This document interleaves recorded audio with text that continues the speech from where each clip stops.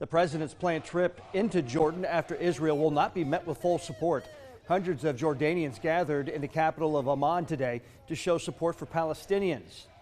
This war has many people sharing information through social media, but experts warn not everything you're seeing online is real. They say people should be aware of propaganda that may be shared through social media. And most importantly, they say you should do your own homework before sharing that content yourself. 2 News reporter Aaliyah Seabrooks joins us live in the studio after speaking with experts about how you can be confident before you hit that repost button. Aaliyah? Brooke and John, those professors tell me that even though a picture is said to be worth 1,000 words, it can have a negative impact when shared in the wrong context.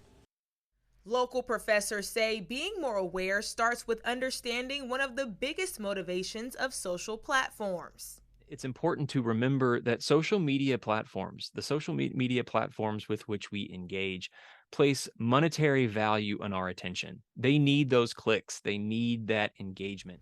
When engaging with content about the war, remember that some posts may be from different countries and even different time periods. Dr. French says people should have a process for how they engage with these posts.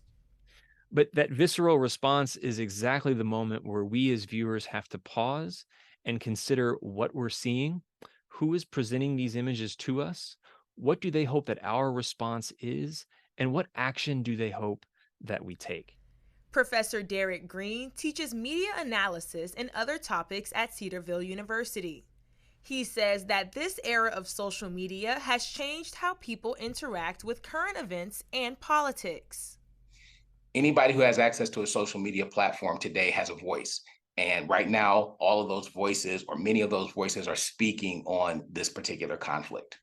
Before you repost, you should make an effort to verify what you're sharing. Often, we can spread false information by acting on emotional responses from seeing heartbreaking images. Professor Glenn Dewar teaches international studies at Cedarville University. He says when it comes to understanding major topics like the history of Israel, Palestine, and the Gaza Strip, there are no shortcuts. A lot of the internet, it gives people that haven't traditionally had voices to speak into things, but there's no substitute for doing research and for studying.